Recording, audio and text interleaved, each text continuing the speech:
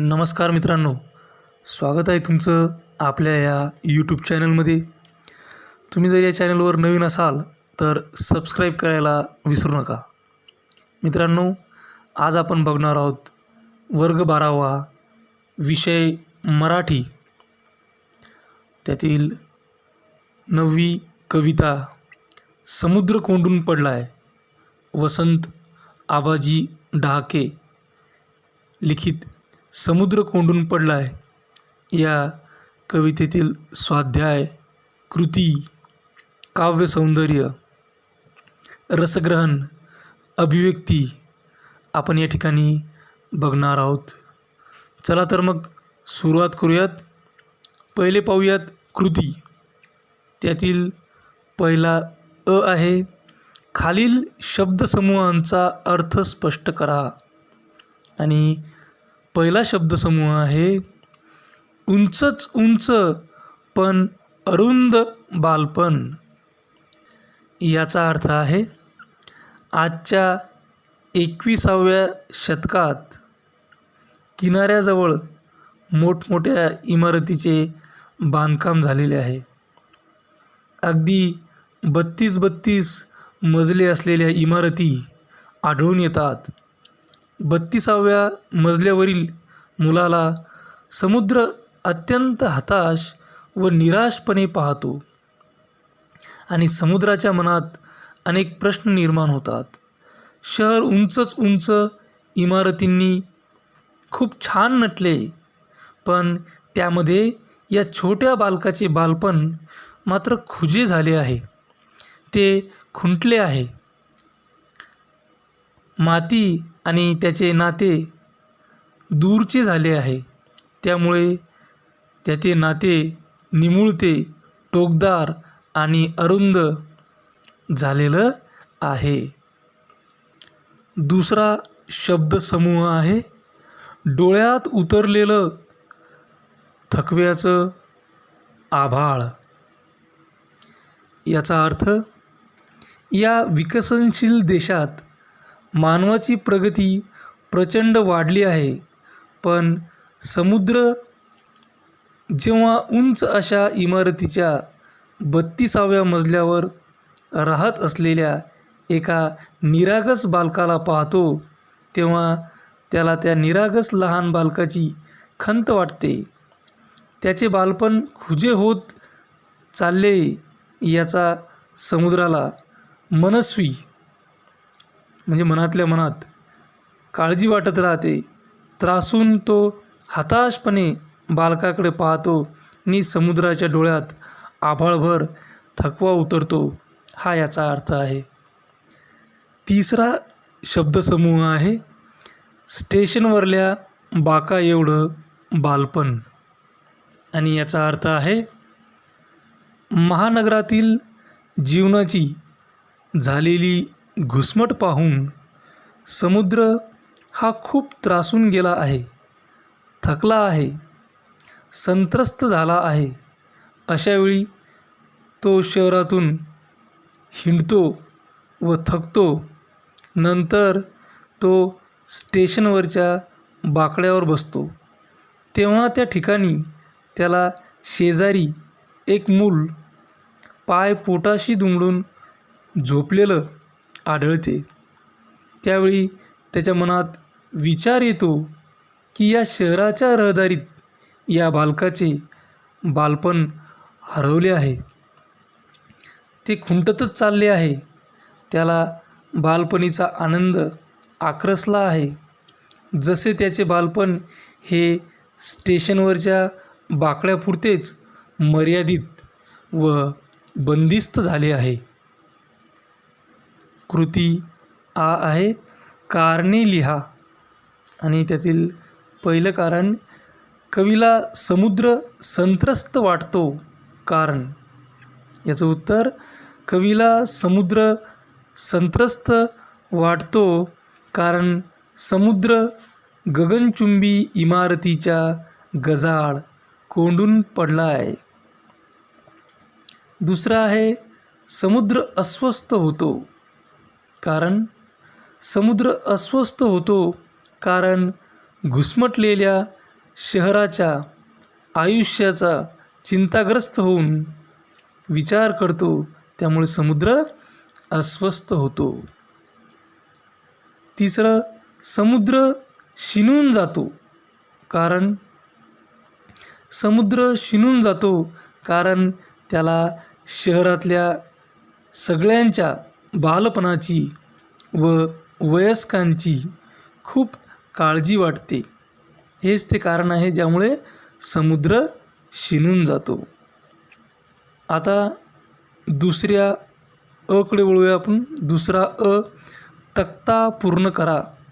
आणि तक्ता पूर्ण करा यामध्ये पहिल्या कॉलममध्ये दिलेला आहे कवितेचा विषय, दुसऱ्या कॉलममध्ये कवितेची मध्यवर्ती कल्पना आणि तिसऱ्या कॉलममध्ये मनाला भिडणारे शब्दसमूह. तर पहिल्या कॉलममध्ये आपण बघूयात की पहिल्या कॉलममध्ये आहे कवितेचा विषय.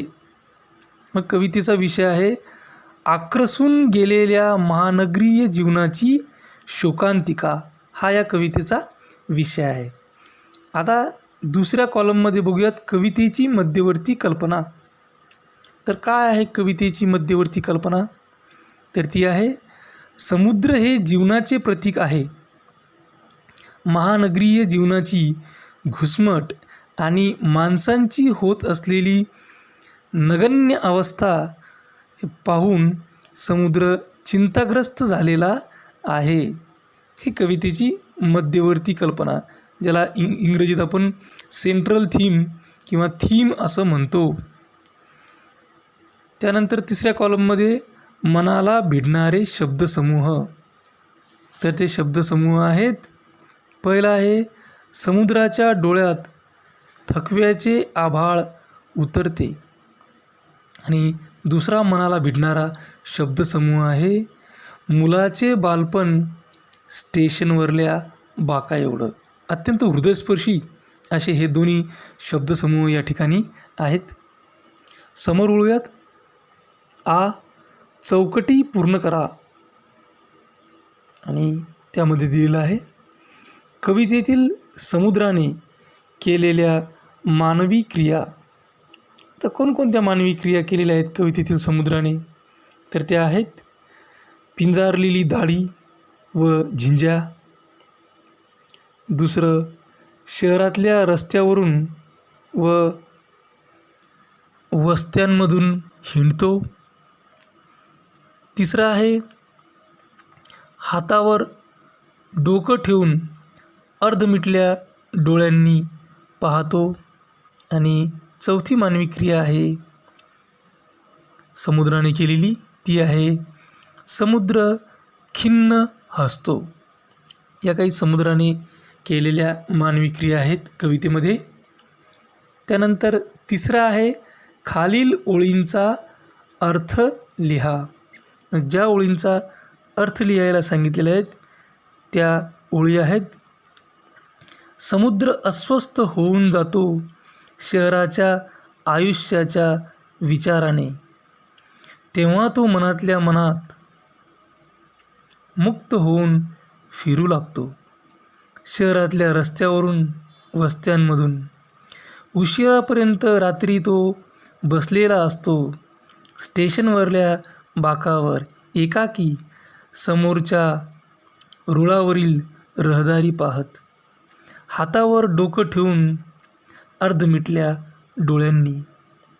या ओळींचा अर्थ आहे शहरी जीवनातून माणुसकी हद्दपार होत आहे. या शहरी जीवनाचा विचार करून समुद्र बेचैन होतो. त्याला मनसोक्त वावरता येत नाही. तो शहरामधून रस्त्यांमधून फिरतो, छोट्या छोट्या वस्त्यांमधून पायपीट करतो. नंतर उशिरा रात्री स्टेशनवर जाऊन एकाकी बाकड्यावर बसतो. येणाऱ्या जाणाऱ्या गाड्यांची रहदारी अत्यंत शांतपणे पाहतो. हातावर डोके ठेवून निराश होऊन हतबल होऊन अर्धमिटल्या नयनांनी अर्धमिटल्या डोळ्यांनी हा महानगरीय ऱ्हास, हे नुकसान तो पाहतच राहतो. चौथं आहे काव्य सौंदर्य. आणि काव्य सौंदर्यामध्ये दिलेलं आहे, त्याला आठवतं त्याच्याच शेजारी पाय मुडपून कसंबसं झोपलेलं एखादं मूल, ज्याचं बालपण स्टेशनवरल्या बाका एवढं आणि त्याला कल्पना असावी किंवा नसावी. या ओळीमधील विचार सौंदर्य स्पष्ट करा. तर त्याचं उत्तर अशा पद्धतीने लिहिता येईल. कवी वसंत आबाजी डहाके हे आपल्या समुद्र कोंडून पडलाय या कवितेमध्ये महानगरातील लोकांच्या जीवनातील फोलपणा मांडण्यासाठी वरील ओळी लिहिलेल्या आहेत किंवा लिहितात. समुद्र म्हणजे अफाट जीवन. हे अलीकडच्या परिस्थितीत महानगरात भरलेल्या उत्तुंग इमारतीने, दाट लोकवस्तीने तसेच उद्योगधंद्याने गजाआड कोंडून ठेवलेलं आहे. महानगरीय घुसमट व्यक्त करताना कवी हे समुद्राचे रूपक वापरतात. विविध विचारांनी अस्वस्थ व नाराज झालेला समुद्र रात्री खूप थकून स्टेशनवरच्या एकाकी बाकड्यावर हताश होऊन बसतो. त्यावेळी त्याच्याच शेजारी त्याच बाकड्यांवर एक मूल पाय छातीशी दुमडून झोपलेलं त्याला आढळते.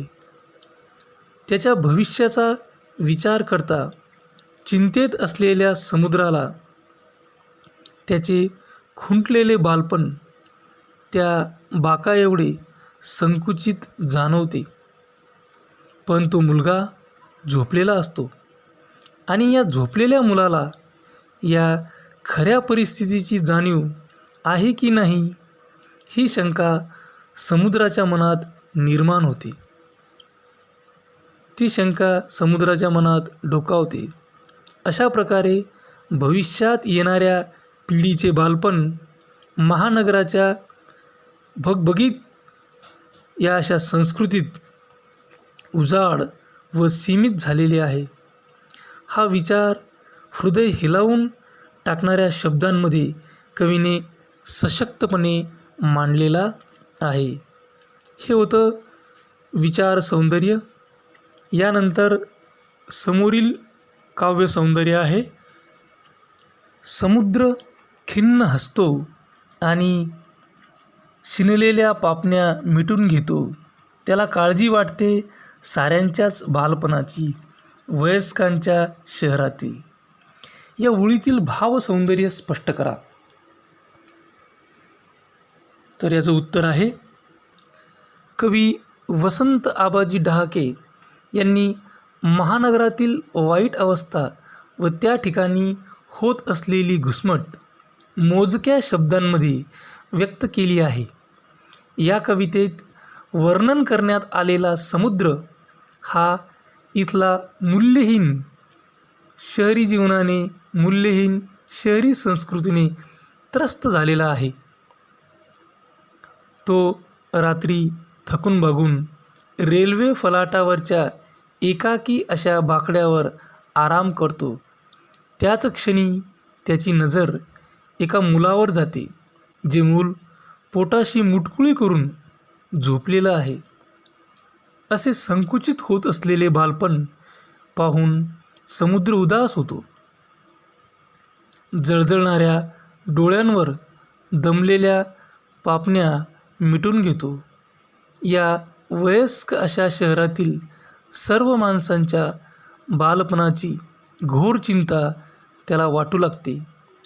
उगवत्या पिढीचे भविष्यकालीन खुरटलेले संकेत पाहून तो मनात हळहळत राहतो. स्टेशनवरील या चित्रमय वर्णनातून कवीने समुद्राच्या मनातील विवंचना अचूक व भावपूर्ण शब्दात वाचकांसमोर आणली आहे. शहरी संस्कृतीच्या या बेधुंद वागण्याने ती भविष्यात निर्मळ जीवन जगू शकणार नाही. या शहरी संस्कृतीचा होत असलेला हा भावनिक ऱ्हास डोळ्यादेखत होत आहे. त्या प्रसंगी होत असलेल्या वेदना शब्दबद्ध करण्याचे मोलाचे कार्य कवींनी लीलया पार पाडले आहे. हे होतं या वरील ओळींमधलं भावसौंदर्य. आता बघूयात या कवितेचं रसग्रहण. यामध्ये काही ओळी दिलेल्या आहेत, त्यांचं रसग्रहण आपल्याला करायचं आहे. प्रस्तुत कवितेतील खालील पद्यपंक्तींचे रसग्रहण करा. आणि त्या पद्यपंक्ती आहेत: समुद्र कोंडून पडलाय गगनचुंबी इमारतींच्या गजाआड, तो संत्रस्त वाटतो संध्याकाळी, पिंजारलेली दाढी झिंजा हताशपणे पाहत असतो समोरच्या 32व्या मजल्यावरील मुलाकडे, ज्याचं बालपण उंचच उंच पण अरुंद झालंय आणि त्याची त्याला कल्पनाच नाही. समुद्राच्या डोळ्यात थकव्याचे आभाळ उतरत येतं आणि शिणून तो वळवतो डोळे इमारतींच्या पलीकडच्या रस्त्यावर थकलेल्या माणसांचे पाय, बसची चाकं. तर याचे रसग्रहण लिहिताना पहिले आपण लिहूयात आशय सौंदर्य. कवी वसंत आबाजी डहाके यांनी समुद्र कोंडून पडलाय या कवितेमध्ये अथांग जीवनाचे रूपक म्हणून समुद्राची निवड केली आहे. याद्वारे त्यांनी शहरी जीवनाची मूल्यहीनता व संवेदनशीलता, याला आपण असंवेदनशीलता म्हणू, यांची दाहक शब्दात मांडणी केली आहे. वर दिलेल्या ओळींमधून समुद्राची असहायता व हतबलता वर्णन केली आहे. आता बघूयात येथील काव्य सौंदर्य. किनाऱ्यावरील टोलेजंग उत्तुंग इमारतीच्या गजाआड समुद्र म्हणजे पर्यायाने निर्मळ अथांग जीवन कैद झाले आहे. संध्याकाळच्या वेळी अतिशय त्रासलेला समुद्र दाढी व झिंजा पिंजारून हताश झाला आहे. त्याची त्या बालकाला कल्पनाच नाही. भौतिक प्रगतीची उंची आणि खुजी झालेली बाल्यावस्था यातील विरोधाभास समुद्राच्या लक्षात येतो. त्याच्या डोळ्यात अफाट थकवा येतो. म्हणून तो नजर वळवून इमारतींच्या पलीकडच्या रस्त्यावरचे माणसांचे रखडत चाललेले पाय व सुसाट पळणारी बसची चाकं ही पाहतो. तिथेही त्याला गती अधोगतीचे विचित्र असे चित्र दिसते. यानंतर बोलूयात भाषिक वैशिष्ट्यांकडे. याच रसग्रहणामधील तिसरा भाग आहे भाषिक वैशिष्ट्ये. या कवितेत कवींनी मुक्त छंदाचा वापर केला आहे. महानगरीय वैफल्यग्रस्तता दर्शवण्यासाठी त्यांनी मुक्त शैलीतील विधानात्मक मांडणीचा आधार घेतला आहे. त्यामुळे गिरमिटाने ऊर्ध्वमूल पोखरत जावे त्याप्रमाणे शब्दकळा थेट हृदयाला भिडते. यातून व्याकुळ अनुभवांची प्रचिती येते. समुद्र चलत व गतिमान क्रियापदांमुळे समुद्राचा मानसिक प्रवास दृग्गोचर होतो. पिंजारलेले केस व दाढी यांचा वापर करून समुद्रास मानवीकरण देण्याचा, चेतना देण्याचा प्रयत्न. यातून भावनिकतेच्या पातळीत कवितेचा प्रवेश स्पष्टपणे जाणवतो. उंचच उंच व अरुंद बालपण, डोळ्यात थकव्याचं आभाळ यासारख्या प्रतिमांमधून आशय विस्तार अधिक गडद केला आहे. या कवितेद्वारे महानगरातील असंवेदनशीलता व संस्कृती यांचे यथार्थ दर्शन होते. आता बघूयात अभिव्यक्ती. 6वा प्रश्न आहे अभिव्यक्ती आणि त्यामधील पहिला आहे समुद्र तुमच्याशी संवाद साधत आहे अशी कल्पना करून ते कल्पनाचित्र शब्दबद्ध करा. आणि याचं उत्तर आहे, अरे आलास, आज जरा तळमळीने तुझी वाट बघत होतो. तू आलास, जरा हायसे वाटले. मी समुद्र आज तुझ्यासमोर मन मोकळं करण्याचा विचार करतोय. माझ्याबद्दल काय काय वर्णने मी ऐकलीत. शांत समुद्र, अथांग समुद्र, असीम समुद्र, ही सर्व विशेषणे ऐकून मला एकेकाळी फार आनंद व्हायचा रे. अनेक कवींनी माझ्यावर कविता केल्या. महापुराणांमध्ये, कथांमध्ये माझ्याबाबत विशेष उल्लेख झाला. कधी उपमा म्हणून, तर कधी प्रतीक म्हणून, तर कधी संबोधनाने मी साहित्यात अवतरलो. या विशेष उल्लेखाने मन हर्षोल्लासित झाले. तुम्ही सर्वच मला भेटायला येता, आपला वेळ इथे घालवता. तुमच्या आनंदात मीही आनंद मानतो. पण जेव्हा मी येथून तुमच्या जीवनाकडे पाहतो तेव्हा मला काय दिसतं? उंचच उंच इमारती, भौतिक सुखाच्या मागे धावणारी माणसे, त्यात कमी होत चाललेली, हरवत चाललेली माणुसकी, प्रेम, सुख आणि बरेच काही. तुमच्या अवसंवेदना ज्या आहेत त्या अवसंवेदनशीलतेला तर मी कंटाळलो आहे. संस्कृतीला तर पार तुम्ही रसातळातच नेऊन ठेवलीत रे. प्रगतीच्या जवळजवळ जाता जाता तुम्ही निसर्गाच्या फार दूर गेलात. आज मी तुम्हाला सावध करतोय, वेळीच सावध व्हा व भविष्यातील विनाशाला टाळा. जर तुम्ही वेळेतच भानावर आला नाहीत तर गंभीर परिणाम या मानवजातीला भोगावे लागतील. आता थोडे बरे वाटले. कैक दिवसांची कैफियत आज तुझ्यासमोर मांडली. तूही ती शांतपणे ऐकली. तुझे मनापासून आभार. आता बराच वेळ झाला आहे, तू घरी जा. घरचे वाट बघत असतील. अभिव्यक्तीमधील दुसरी अभिव्यक्ती आहे शहरातील बाल्याची अवस्था कवितेत कशा प्रकारे प्रकट झाली आहे ते स्पष्ट करा. कवी वसंत आबाजी डहाके यांनी समुद्र कोंडून पडलाय या कवितेत शहरी मुलांचे भयान वास्तव चित्रित केले आहे. किनाऱ्यावर असलेल्या गगनभेदी इमारतीमुळे समुद्र कोंडून पडला आहे.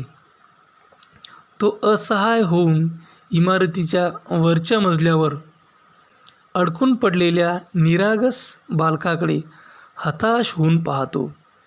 तो त्या मुलाच्या अरुंद बालपणाबद्दल विचार करतो. त्याला जमीन, अंगण याचा स्पर्श नाही. हीच तर फार मोठी शोकांतिका आहे. बाल्यावस्थेची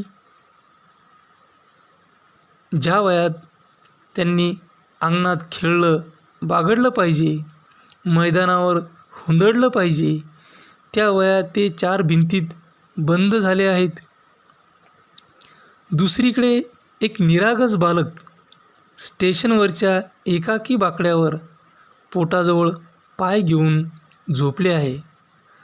असे 2 गोष्टींमध्ये होणे, एकतर पोटभर जेवलेले नसते व दुसरे त्याला थंडी वाजत असावी, त्यामुळे तो पोटाजवळ पाय घेऊन झोपलेला आहे.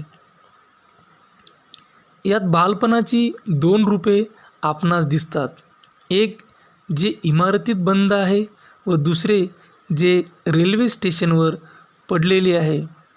बरं, यामध्ये साम्य म्हणजे या दोघांचंही भविष्य अंधारात आहे. समुद्र या दोघांकडेही हताशपणे पाहतो. दाढी व झिंजा पिंजारून वस्त्यांमधून अस्वस्थपणे हिंडतो. अशा प्रकारे शहरातील बाल्यावस्थेचे विदारक चित्र कवींनी मांडलेले आहे. अभिव्यक्तीमधील शेवटची अभिव्यक्ती आहे ई.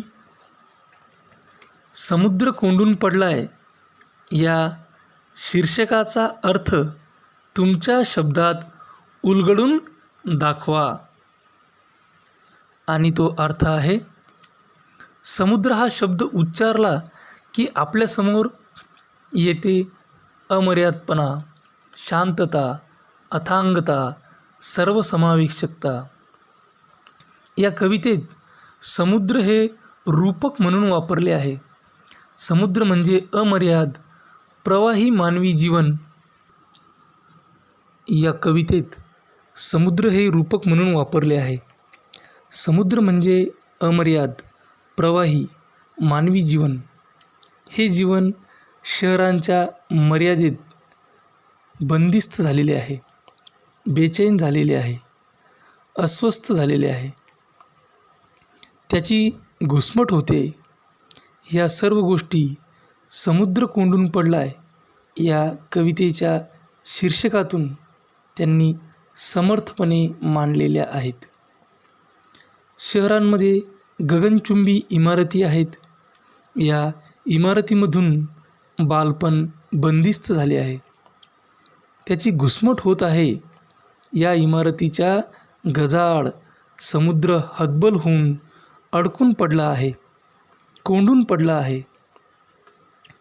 समुद्र हा विस्तीर्ण विशाल असतो, पण शहरातील भौतिक सुखाच्या मागे लागलेल्या चंगळवादी जीवनामुळे या जीवनाला कैद केले आहे. जणू